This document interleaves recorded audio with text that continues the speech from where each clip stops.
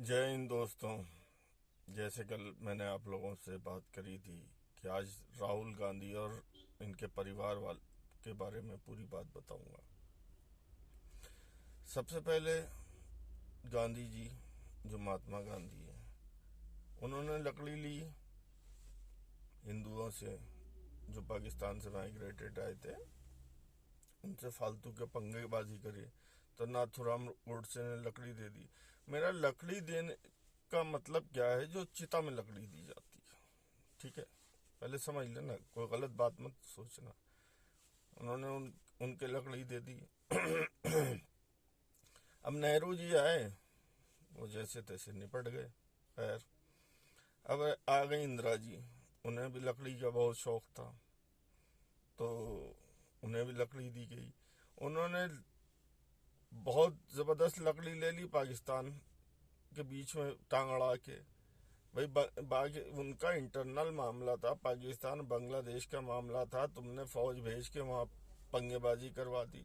तुम्हारे ये करने से पता क्या हुआ? तुम तो यहाँ बैठ गए, तुम्हारे करने से हुआ क्या? करने से ये हुआ, जो बांग्लादेश जब आज़ाद हुआ था, तुमने आज़ाद करवाया था, तो उस टाइम वहाँ भुखमरी हो गई थी। और वहां से उन वो पैसा नहीं दे पाए तुम्हारी फौजी कार्रवाई से, तो वहां की जो पावर लूम थी वो तुम उठा के ले आई। अब हमें क्या नुकसान हुआ?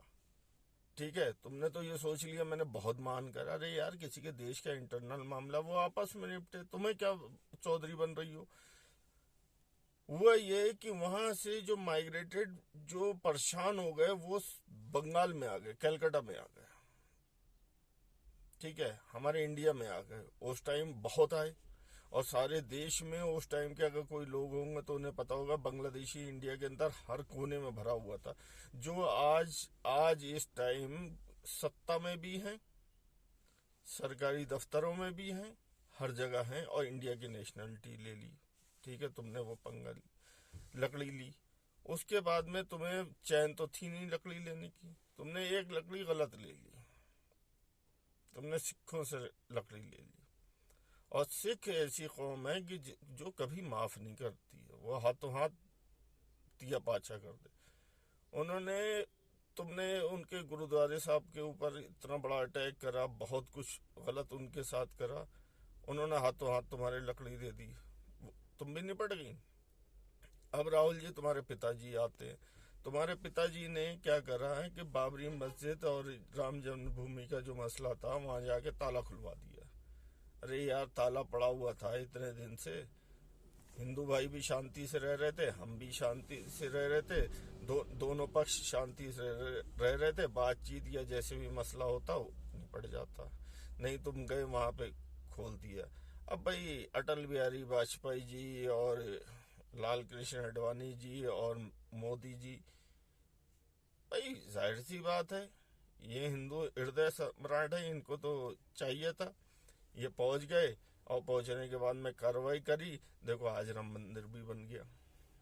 ठीक है, पंगा ना करते तो कुछ नहीं होता। राजीव गांधी ने लकड़ी ले ली श्रीलंका से। मुसलमान तो कुछ नहीं बोले, लेकिन लिट्टो ने तुम्हारी लकड़ी दे दी। समझ आए ये बात? तो फिर उससे पहले की बात है कि इंदिरा जी ने इमरजेंसी लगा दी। इमरजेंसी लगा दी तो इतनी पार्टियां, लोक दल, जनता पार्टी, फलानी पार्टी, ढिकानी पार्टी, 50 पार्टियां वहां से जन्म हो गया था।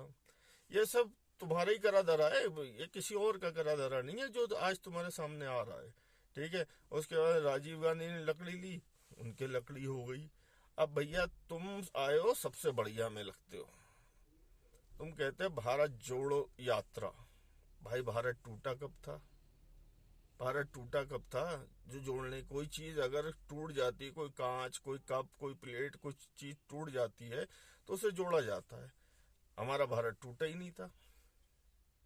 हम तो वो हैं कि आपस में उपद्रव मचाते हैं, फिर भी एक ही घर में रहते हैं। ठीक है, तो इसको तो कोई जरूरत नहीं थी, तुम फालतू में चल रहे हो।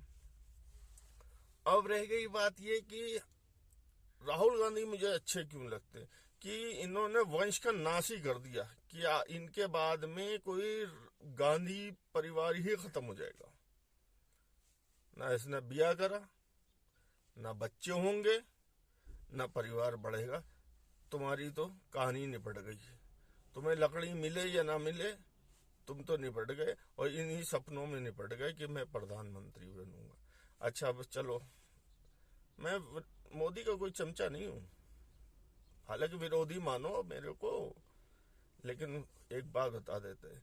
लोग बहुत शोर मचाते हैं, 55 लाख करोड़ था कर्जा 70 साल में, अब 1,55,000,000 हो गया। भाई, जिसकी औकात होती है ना, उसी को कर्जा मिलता है, समझ आया? जिसकी वैल्यू होती है। तुम अगर लोहा लेके जाओगे तो लोहे के दाम मिलेंगे, सोना लेके जाओगे सोने के दाम मिलेंगे। जो जितना बड़ा होता है उतना बड़ा कर्जा मिलता है। नंबर 1। नंबर 2, कह रहे हैं हिंदू राष्ट्र, कोई दिक्कत नहीं है। मैं भी मोमडन हूँ, मुसलमान हूँ, पक्का मुसलमान हूँ, कोई दिक्कत नहीं है। 56-57 कंट्री हैं, इस्लामिक कंट्री हैं, कोई फर्क नहीं बैठ गया। एक हिंदू राष्ट्र बन जाएगा, कोई फर्क नहीं पड़ेगा। तीसरी बात कि मोदी ने करा क्या देश के लिए। मोदी ने वो करा है, मैं तुम्हें बता देता हूँ। लोग पूछते हैं ना क्या करा क्या करा। सबसे पहली बात तो उसने राड़ा खत्म कर दिया बाबरी मस्जिद और राम जन्मभूमि का।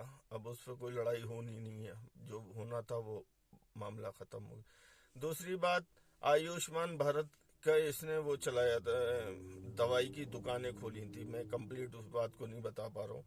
गली गली मोहल्ले मोहल्ले जाके देख लो, 70-80% कम में आपको दवाई मिल जाती है। ठीक है, नंबर 1।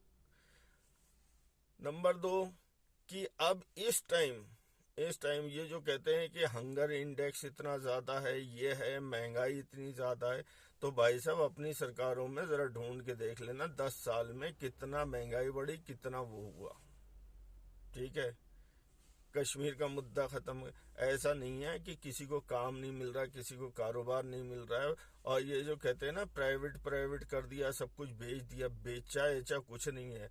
ऐसा होता है कि मेरा कारोबार है, मेरी दुकान है, मेरा कारोबार है, या मैंने सपोज दैट कोई गाड़ी खरीदी है जो टैक्सी में चलती है, ट्रक खरीदा, बस खरीदा, तो मैंने किसी को ठेके में दे दिया, भाई इतने रुपए हमें देना और हमारी गाड़ी सही सलामत रहनी चाहिए, ऐसे ऐसे चलाना।